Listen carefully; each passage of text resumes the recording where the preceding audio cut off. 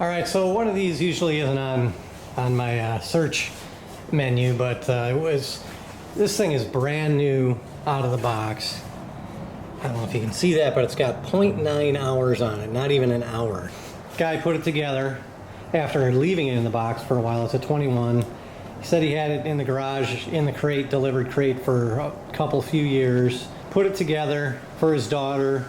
It was an issue with riding it where they intended, and then it sat. He put gas in it, fired it up just to make sure it started, and then let it sit, and then had a bad gas situation. So he thought he'd try to clean the carburetor and kind of boogered that up, so I ordered a replacement carburetor. Lost the remotes. These have a remote system that you can start, stop, or a kill switch. We're going to put a new carb on it and try to either replace that security system or bypass it. See, from what I understand, and it makes perfect sense, it has an alarm on it, so you turn it off, and then so that whole time it's draining your battery. And if you don't ride it for, say, kid turns that alarm on and it sits in the garage for days, weeks, months, you're going to come back to it, it's going to have a bad battery. Then the kid will lose interest, get discouraged, whatever, and if you didn't put the proper gas in it, then you're going to have that issue as well. And a lot of people don't do that because they don't read the instructions, and there's a few different glitches that come along with not doing the proper initialization when starting it with the security system. The manual recommends using non-ethanol, 93 octane, high octane recreational fuel, things like that. So there's probably a ton of these all over Craigslist and Facebook Marketplace and all that.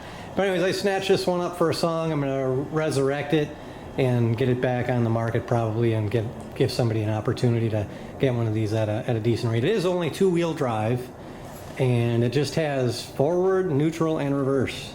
So no shifting, none of that. It's only got a disc brake in the back, it looks like. I mean, this thing is, like I said, it's brand new. It's just to give you an example, I mean, there's still hair on the tires, a little fuzz on the tires. It still has shipping plastic on the exhaust. That would have melted off or smoked or something if it had been, look at those tires are still hairy.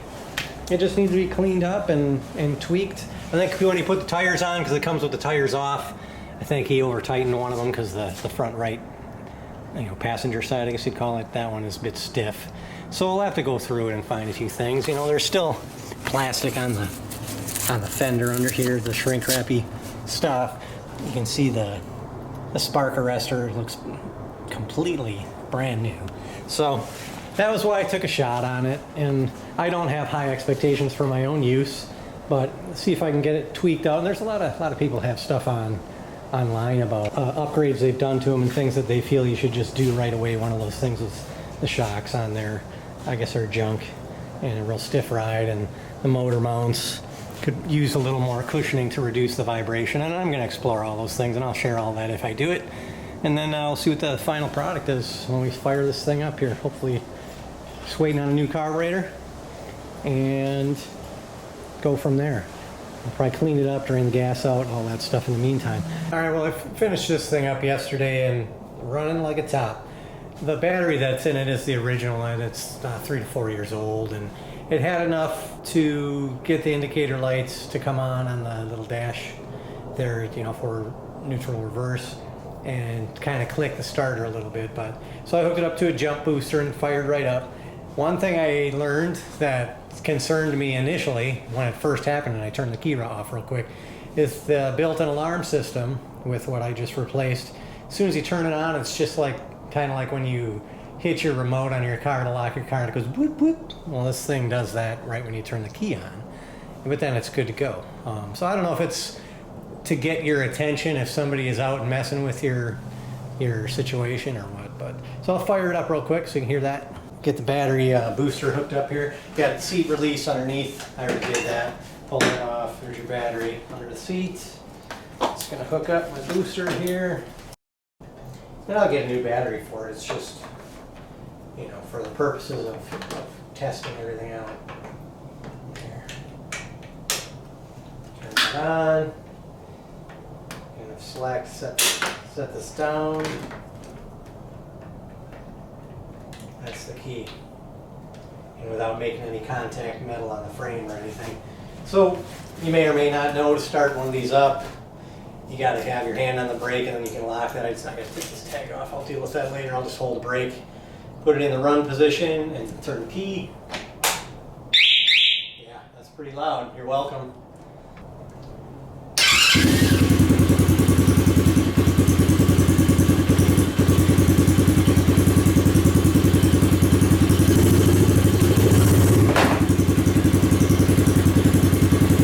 Another thing, I just hooked up the headlights on here, and it's good to see that those have come on. Looks like they're only on when it's running, because when you just turn the key on, they don't come on, and there is no switch up here anywhere, you know, for the lights. You just got your on, off, and start button, and dead man switch, and squeeze the brake, and little button hold your brake in. Anyways, let's disconnect this real quick. The only thing I had to do after putting in a new carburetor, which I did, because the original one is not really serviceable without getting creative.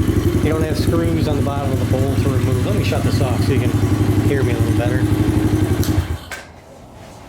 So I put a new carburetor on it, and then the alarm system and key scenario that I showed you. I'll just go over a couple of things that I learned about this, just watching other videos and stuff, and kind of summarize it all in one here for you. It seems like the assembly, when these things come in the crate, the wheels are off. You got, you know, one tucked up in here, and I think the other's up on the seat, and a few other things that need to be done. This needs to be put on, I believe, and you got screw, and then there's one underneath. And I needed to adjust the tie rods, because if I made the steering wheel straight, the front wheels were kind of towed to, it would have been my left if you're sitting on it. And that's pretty simple. Just, you know, loosen up a nut here and a nut up here. Hold the rod, and then, you know, loosen those, and then just turn it in or out, and you'll watch your wheel go this way or this way as you adjust it. And just try to get them accordingly. And then I measured it from the front of each, you know, center to center in the front of the tire, and center to center in the back of the tire, and got it pretty dang even. What else did I saw another guy mentioned that one of the bolts on the exhaust, he got two. You can still see I got plastic on here still from the shipping that needs to peel off, but one battle at a time. This bolt, the one closest to me at the rear end, was disconnected and rotated at like a 45. And his was like that. So I hopped down and I look, and sure enough, mine was like that too. And that, you know, I had wondered why this whole back end system seemed to be kind of loose, and you could go up and down with it. But I looked and saw that, and as soon as I put that bolt in and locked that all in real good, that was good. Let's see what else. The chain guard was all tweaked. It was shifted way off to one side. You know, this stuff's all pretty malleable. I just kind of bent this bracket to make it pretty centered on my chain so it wouldn't rub. And I believe you have to put tension on the chain also when you first get it. I don't know. This one appears to be okay. I think the guy did an alright job with that. Feels a little bit snug. Tires are incredibly firm. That's not typical on a four-wheeler. Usually want them a little softer, which will also give it a softer ride because it's pretty stiff. I mean, this is for little kids, but I mean, just zipping up and down the driveway, hitting the bump at the end of the driveway, I felt that.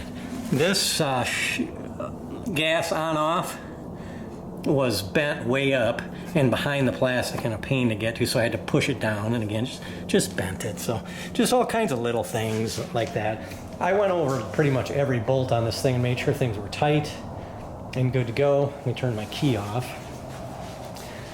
You know, I gotta still pull some plastic off the exhaust. This thing has less than an hour on it at this point, and I am gonna sell it. It's too small for myself or any of my immediate family or friends' needs. So I just wanted to resurrect it and see if I could get it going again. Kind of a little bit of a challenge. I learned something about these. I think a lot of people poo-poo these a lot just because they're made in China, but I think one of probably the biggest issues that people have with them, not realizing it is, and it seems to be a common, is carburetor.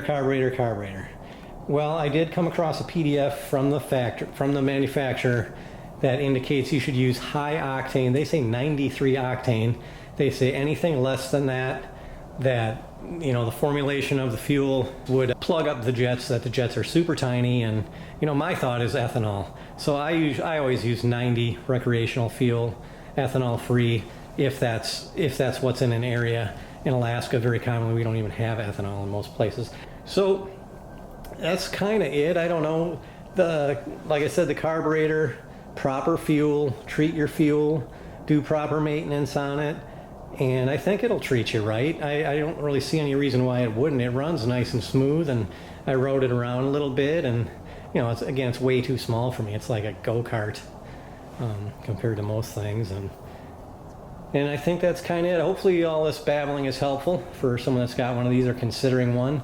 They're a fraction of the price of, a lot of the popular name brands, Polaris, Honda, etc., Arctic Cat, whatever your preference may be, Ford, Chevy, that kind of thing.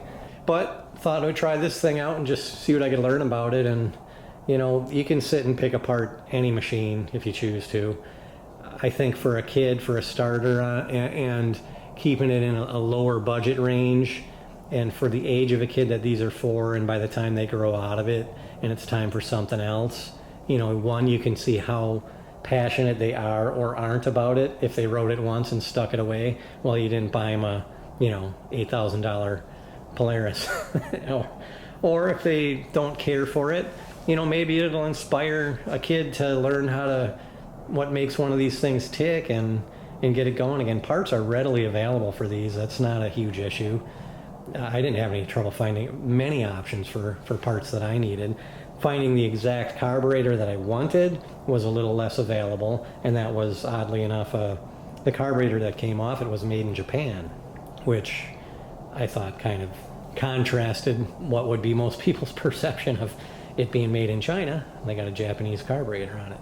And I know the previous owner didn't do that because, like I said, this thing had less than an hour on it, and he had fuel issues because he filled it up, stored it, didn't ride it for a long time, and then when he got it out, he's like, oh, the carburetor. So he started tearing into it, and then just either lost ambition, money, desire, I don't know.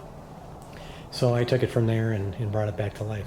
It does need a new battery, but that's about it at this point. I mean, I did put a lot of time into cleaning it up and tweaking it, and the carburetor that I got, I did need to adjust the idle up a little bit, but other than that, it's fantastic. It was right on the edge of wanting to die when I initially fired it up. And another thing people may not come across, because I don't believe they give you paperwork with these, but I did stumble upon something online, and that was with the startup, that they say in colder weather, obviously, sometimes you may not need a choke, but if you do choke it and you start it up and it dies relatively quick or right away even, then to immediately turn off the choke and restart it and let it run for a couple of minutes. Don't let it run with the choke on, and that kind of applies for most small engines and stuff with a choke, whether it be your lawnmower, snow blower, snow machine, snowmobile, whatever you want to call it, ATV. You leave it run long enough on choke and it's blowing black soot and fouling up fouling up your spark plug and things like that, and then you have other potential issues to troubleshoot. And anyways, babbling, that's enough. Hopefully you guys found this helpful, anyone watching this, and see you on the next one.